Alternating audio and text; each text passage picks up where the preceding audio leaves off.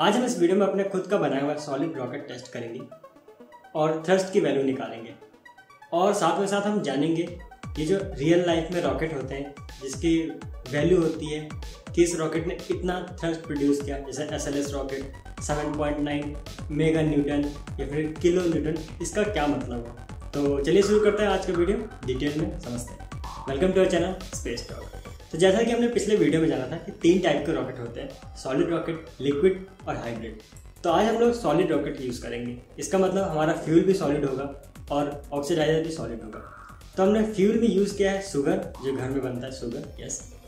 और ऑक्सीडाइजर में हम लोग यूज़ किया है पोटेशियम नाइट्रेट। इन दोनों का रेशियो यह है कि फ्यूल को हम लोग 35 ग्राम रखें और 65 ग्राम पोटेशियम नाइट्रेट को रखें।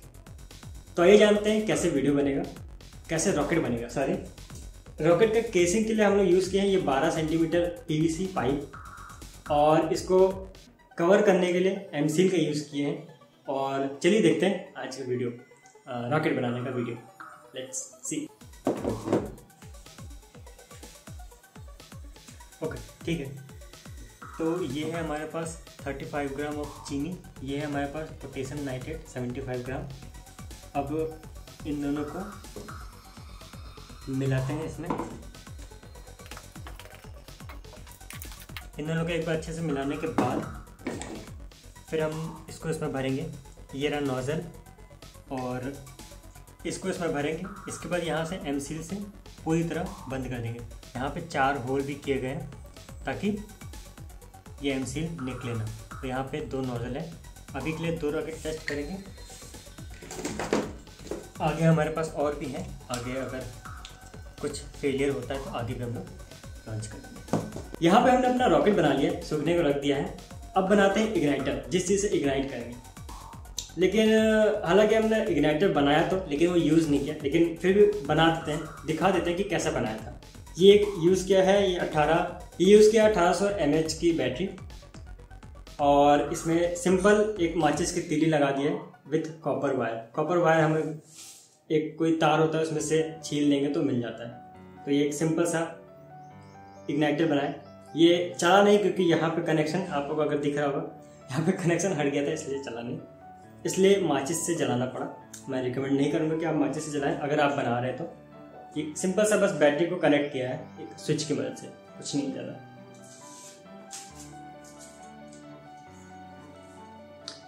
तो यहाँ पे हमने इग्नाइटर बना लिया, रॉकेट बना लिया। आइए अब चलते हैं रॉकेट की टेस्टिंग करने।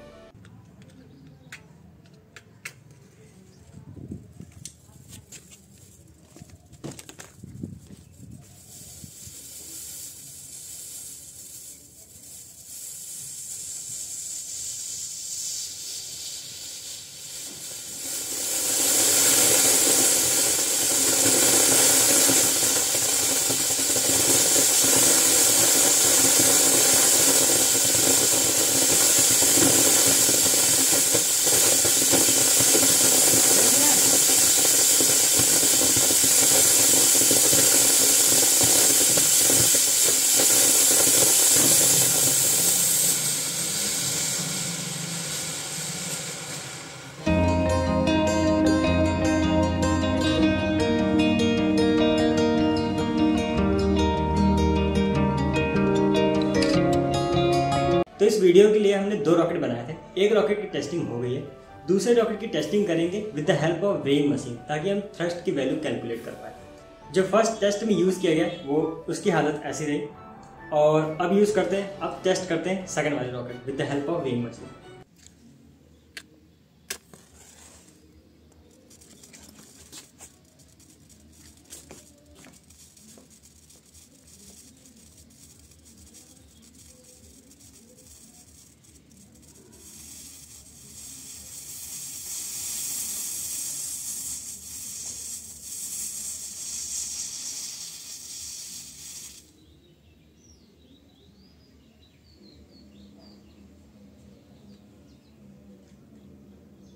तो जब हम लोग सेकेंड टेस्टिंग कर रहे थे तो रॉकेट जला ही नहीं और हम लोग थ्रस्ट वैल्यू कैलकुलेट नहीं कर पाए।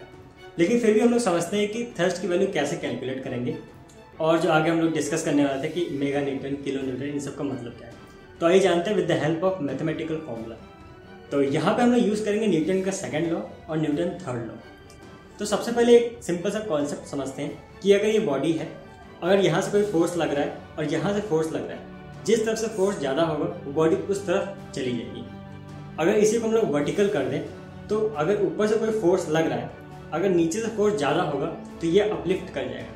रॉकेट का काम सिर्फ इतना ही होता है, रॉकेट में भी सिर्फ इतना ही होता है। ऊपर से कोई फोर्स लग रहा है with the help of gravity, वो हम समझेंगे अभी। रॉकेट इंजन का काम होता है कि अपोजिट थ्रस्ट प्रोड्यूस करे ताकि वो ऊपर चला जाए। अब हमें निकालना ये है कि ये बॉडी अगर सिंपल ऐसे है तो कितना फोर्स नीचे लगा रही है, ताकि हम काउंटर में उससे ज़्यादा फोर्स लगा पाएँ और ये बॉडी ऑर्बिट में या फिर अर्थ सरफेस से ऊंचा चला जाए। तो ये बॉडी जो फोर्स लगा रही है इसको कैलकुलेट करने के लिए न्यूटन सेकंड लॉ में यूज करेंगे, F = ma। इस बॉडी की मास और ग्रेविटी को मल्टीप्लाई कर देंगे तो इतना फोर्स ये नीचे लगा रही है। तो इसका मास हम लोग मान लेते हैं 1 kg, और इस वीडियो में g की वैल्यू, ग्रेविटी की वैल्यू हम लोग 10 मीटर/सेकंड की वैल्यू मानेंगे 10, ताकि कैलकुलेशन में इजी रहे। तो 1 kg × 10 हो गया 10 न्यूटन। फोर्स की यूनिट होती है न्यूटन, तो 10 न्यूटन का फोर्स नीचे लग रहा है। अब जो रॉकेट इंजन होगा वो 10 न्यूटन से ज़्यादा अगर फोर्स लगाएगा तो ये ऊपर चला जाएगा ऑर्बिट में या फिर जहाँ भी जाना होगा। अगर 10 न्यूटन से कम होगा तो ये नहीं जाएगा। ये सिंपल सा लॉजिक है जिसमें हमने यूज़ किया न्यूटन थर्ड लॉ और सेकंड लॉ। अगर हम रियल लाइफ के रॉकेट के बारे में बात करें तो SLS रॉकेट को सबसे पहले पकड़ते हैं, जो आर्टेमिस 1 मिशन में यूज़ किया गया था, जो मून पे जाना था। तो हम लोग को SLS रॉकेट जितना वेट मास है उस मास को 10 से मल्टीप्लाई कर देंगे, क्योंकि g है तो m × a, इतना फोर्स ये नीचे लगा रहा है। तो जो इंजन है उस इंजन को उस पूरे जो रॉकेट नीचे फोर्स लगा रहा है उससे ज़्यादा प्रोड्यूस करना पड़ेगा थ्रस्ट, तब जाके ये ऊपर लिफ्ट कर जाएगा। तो SLS रॉकेट का पूरा मास है 800,000 kg, ये इसका मास है, × 10।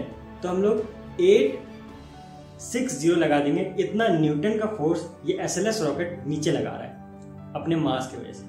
और जो इंजन की बात करें तो कितना थ्रस्ट प्रोड्यूस कर रहा है, नासा ने बताया लगभग 39 मेगा न्यूटन।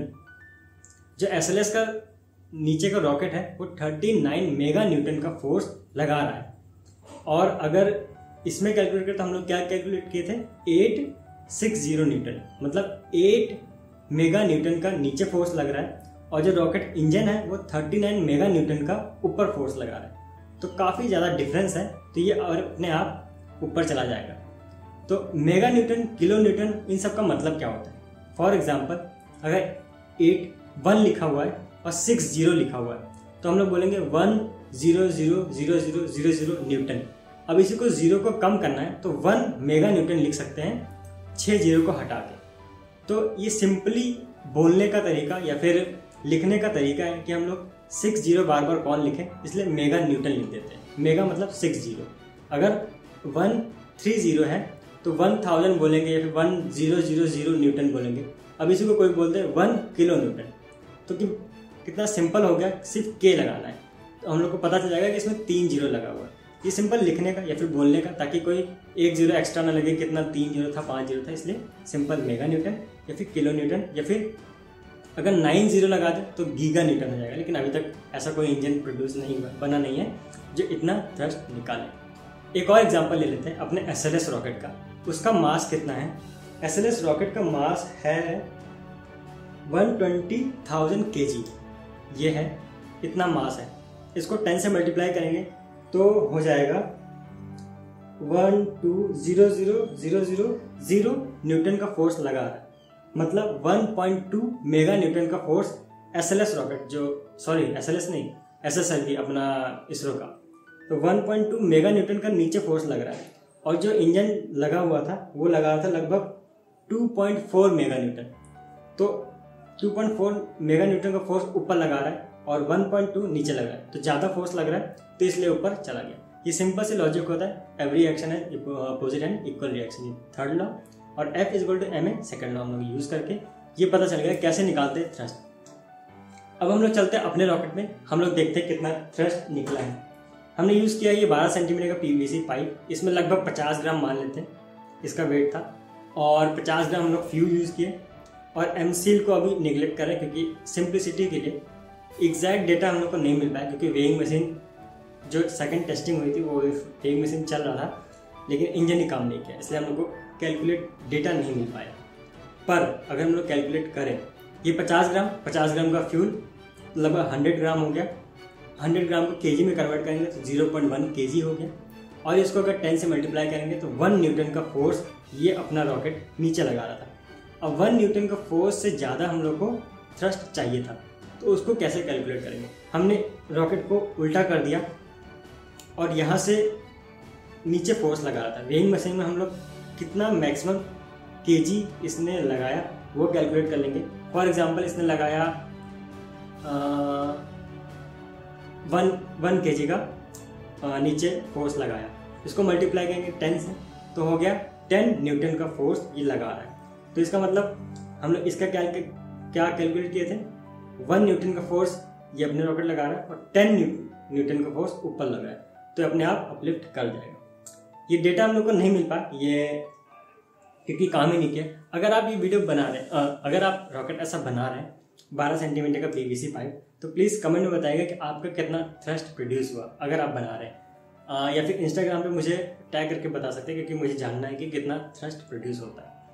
तो हमने पूरा जान लिया हम लोग कौन सा रॉकेट बना रहे हैं, फ्यूल कौन सा बना रहे हैं, कैसे कैलकुलेट किया थ्रस्ट, और जो रियल लाइफ में होता है कितने मेगा न्यूटन फोर्स ये लगते हैं। और एक और एग्जांपल अगर बताऊं, जो स्टारशिप का है जो सबसे ज़्यादा थ्रस्ट प्रोड्यूस किया है, उसने प्रोड्यूस किया है 71.3 मेगा न्यूटन। तो आप समझ सकते हैं अब कि क्लियरली इसका मतलब क्या हुआ कि रॉकेट ने 73.3 मेगा न्यूटन का फोर्स लगाया। अब डिपेंड करता है कि स्टारशिप कितना मास है, उसको मल्टीप्लाई करेंगे 10 से, कितना फोर्स लगा रहा है, इससे कम होना चाहिए, जो इंजन प्रोड्यूस कर रहा है उससे कम होना चाहिए, तभी वो लिफ्ट कर पाएगा। तो आशा करता है आपको वीडियो पसंद आएगा और समझ भी आया होगा। तो आज के लिए बस इतना ही, जिसमें हम लोग सीखा रॉकेट बनाना, थ्रस्ट कैलकुलेट करना और रियल लाइफ से इन सब का मतलब क्या होता है। तो thank you so much for the watching the video and फिर मिलते हैं कुछ नए इंटरेस्टिंग अपडेट के साथ। तब तक के लिए